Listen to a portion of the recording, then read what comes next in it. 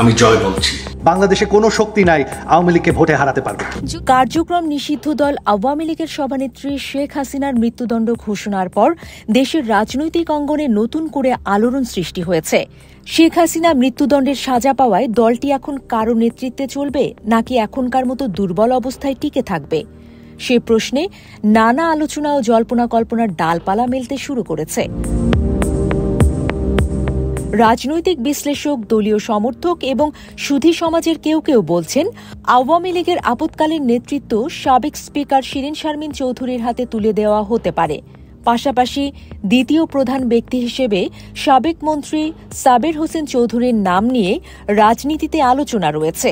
এর বাইরে কেউ কেউ কারাগারে থাকা নারায়ণগঞ্জ সিটি কর্পোরেশনের সাবেক মেয়র সেলিনা হায়াত আইভির কথাও বলেছেন।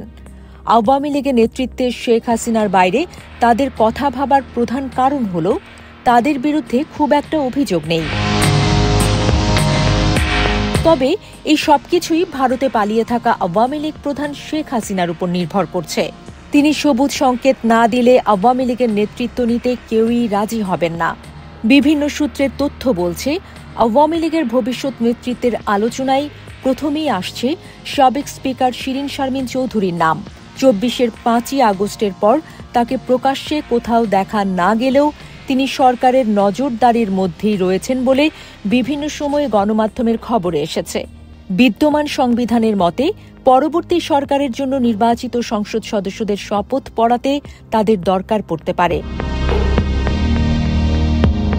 শিরীন শারমিন চৌধুরীর পরে আওয়ামী লীগের সম্ভাব্য সাধারণ সম্পাদক হিসেবে আলোচনায় রয়েছেন সাবের হোসেন চৌধুরী। এছাড়া রয়েছেন আলোচিত নেত্রী নারায়ণগঞ্জের সাবেক মেয়র সেলিনা হায়াত আইভির নাম। আইভি এখনও জেলে রয়েছেন।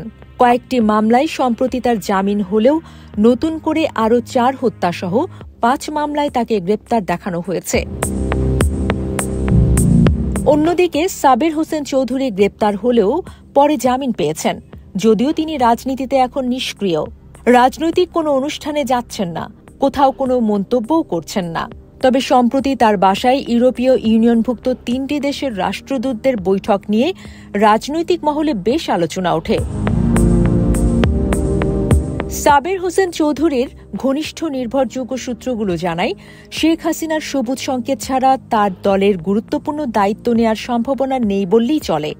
শেখ হাসিনা ছাড়া আওয়ামী লীগ চলবে না, এমন একটি সমর্থনযোগ্য আলোচনা রয়েছে বাংলাদেশের রাজনীতিতে।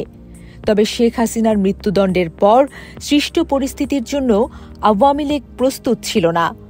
দলটির নেতাকর্মীদের জন্যই এটা নতুন এক পরিস্থিতি। ফলে কার্যক্রম নিষিদ্ধ দলটির নেতাকর্মীদের উপর এই ঘটনা কী প্রভাব ফেলে এবং রাজনৈতিক ভবিষ্যৎই বা কী দাঁড়ায়, সেটি এখন দেখার বিষয়।